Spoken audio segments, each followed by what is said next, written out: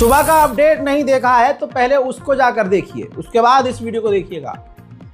सलाम, नमस्ते, सत श्री अकाल। मैं हूं रजा और आप देख रहे हैं रजा ग्राफी की ईरान स्पेशल रिपोर्ट।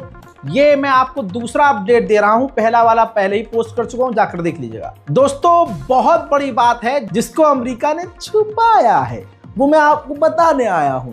मेरे दोस्तों, अमेरिका का एक ड्रोन जो 230 मिलियन डॉलर का था। मेरे दोस्तों, इस ड्रोन का नाम ट्राइटॉन सर्विलांस ड्रोन है। ट्राइटॉन जासूसी ड्रोन था। ये ईरान के करीब चक्कर काट रहा था। तवज्जो चाहूंगा, सुनिए ध्यान से। पिछले कई दिनों से ईरान ये जासूसी कर रहा था, ईरान के करीब उड़ रहा था। खुदा की कसम, अपडेट पक्की है कि अब ये ड्रोन जो 250 मिलियन डॉलर का है लगभग, गायब हो गया है। नदारत भैया, पता ही नहीं है किसी को गया कहां। और अमेरिका का पेंटागन इस पर चुप्पी बनाकर बैठा है, चुप्पी साध कर बैठा है।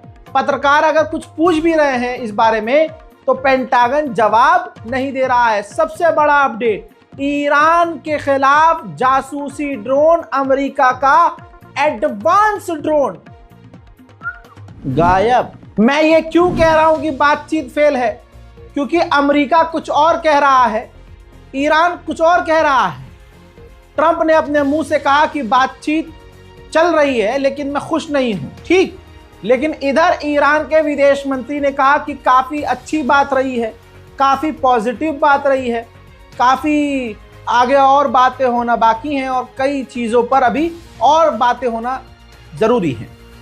यानी अमेरिका कह रहा है कि बात बेकार हो रही है, ईरान कह रहा है बात बढ़िया चल रही है। सुनिए। پیشرفت خوبی رو داشت و خیلی جدی وارد عناصر یک توافق شدیم، هم در حوزه هسته‌ای و هم در حوزه تحریم ها. قرار ما بر این شد که تیم های فنی از دوشنبه در وین کار بررسی های فنی رو شروع بکنن در آژانس بین‌المللی انرژی اتمی و با کمک به اصطلاح کارشناسان اون سازمان که ما جلسه بعدی خود ما دور چهارم। उधर ईरान की ग्राउंड फोर्स ने भी ऐलान कर दिया है कि ईरान को बचाने के लिए, अपने मुल्क को बचाने के लिए हम पूरी तरह से तैयार हैं। ईरान की फौज ने यह भी कहा है कि हम कोई सरप्राइज नहीं है, ना हमें झटका लग रहा है जो अमेरिका हमें धमकी दे रहा है, हमें आदत है। हम पूरी तरह से तैयार हैं, हम प्रेशर में नहीं आएंगे, हम पैनिक नहीं होंगे। बस दुश्मन याद रखे कि हमारी उंगलियां ट्रिगर पर हैं। ترامپ یک شخصیت، حالا به نوعی همونجوری که جناب بهروزی هم اشاره کردن، یه مقداری شاید بگیم غیر قابل پیش بینی از حرکاتش، همونجوری که در دور قبل زیر میز مذاکره زد. اهرام جنگ به عنوان شمشیر دموکلس شاید بگیم، من به این عنوان ازش اسم ببرم، که به حال اهرم فشار برای اینکه به اهدافش برسه. ما هم به حال همونجوری که اشاره شد دقیقاً خط قرمزهای مذاکره مشخصه.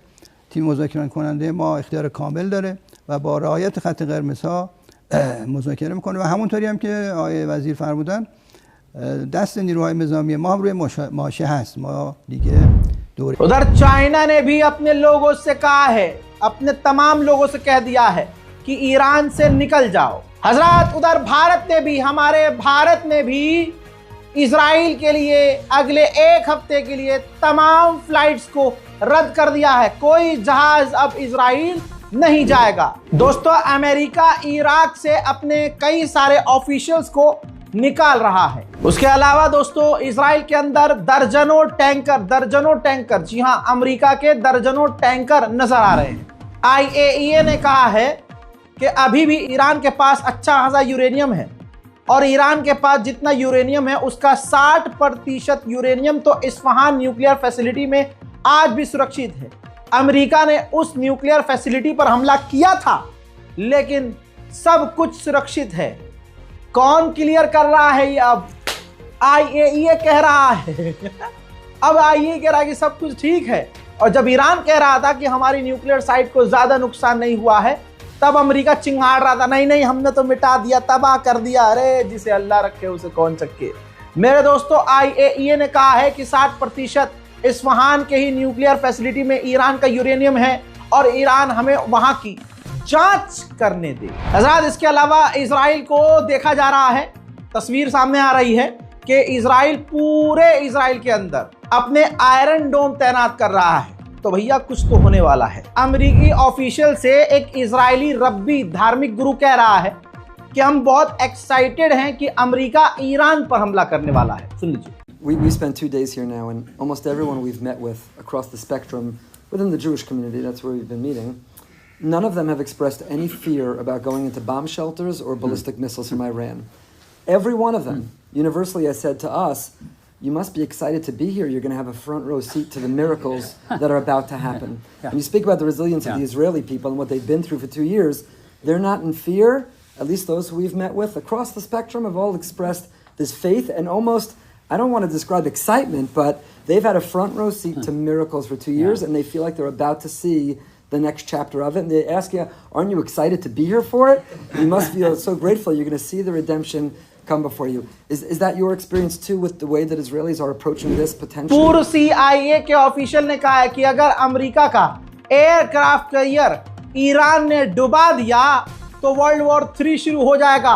अमा इसका मतलब ये हुआ कि CIA भी ये बात मानती है कि ईरान के पास इतनी कैपेबिलिटीज हैं, इतना वो सक्षम है, इतनी ताकत ईरान के पास है कि वो अमेरिका का एयरक्राफ्ट कैरियर डुबा सकता है। बेचारे आउल फाउल बक रहे हैं और आउल फाउल बकने में अपनी औकात खुद ही दुनिया के सामने रख रहे हैं। अमेरिका का वाइस प्रेसिडेंट अब बोल रहा है कि ये जो बातें चल रही हैं कि अगर ईरान और अमेरिका की जंग हुई तो ये सालों तक अमेरिका जंग में फंस जाएगा, ऐसा नहीं है। डिप्लोमेटिक रास्ते हैं हमारे पास, बट वो तो ईरान के हाथ में है कि ईरान किस तरह से हमसे बात करता है।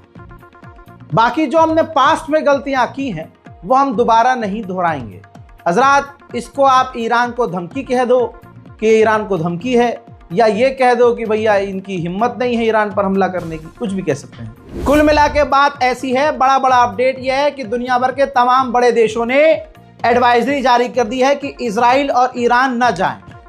भारत ने भी एडवाइजरी जारी कर दी है। दूसरी बात ये कि ईरान ने मिडिल ईस्ट में तमाम अपने जो सहयोगी अरब देश हैं वहां से ईरानियों को निकलने को कह दिया है कि ईरान के लोग वहां से निकल जाएं। फिर इसके अलावा ईरान ने पूरी तरह से अपनी फौज को रेड अलर्ट पर किया हुआ है। इसके अलावा इजराइल ने अपने तमाम शेल्टर, बॉम्ब शेल्टर खोल दिए हैं और तमाम एडवांस एयर डिफेंस सिस्टम तैनात कर रहा है। तो आप समझ सकते हैं कि हालात बदल चुके हैं, कभी भी कुछ भी हो सकता है। याद रखिएगा, 2-3 चीजें हैं मैं अपने व्यूअर्स से कहना चाहूंगा।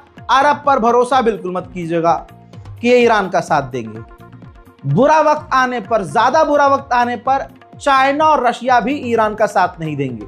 याद बोल रहा हूं मैं, लिख के रख लीजिएगा, यही होगा। तीसरी बात याद रखिएगा, ईरान न परमाणु बना रहा था, न बना रहा है, न बनाएगा, लेकिन इसी का बहाना बनाकर अमेरिका और इजराइल हमला करेंगे और इस पूरी जंग में ईरान अकेला है। फिलहाल के लिए इस अपडेट में इतना ही। इस रिपोर्ट को शेयर कीजिएगा, चैनल को हमारे सब्सक्राइब कर लीजिए रज़ाग्राफी अनस्क्रिप्टेड, ताकि आपको इसी तरह से स्पेशल रिपोर्ट्स मिलती रहें। मैं हूं रज़ा और आप देख रहे थे रज़ाग्राफी अनस्क्रिप्टेड। जय हिंद।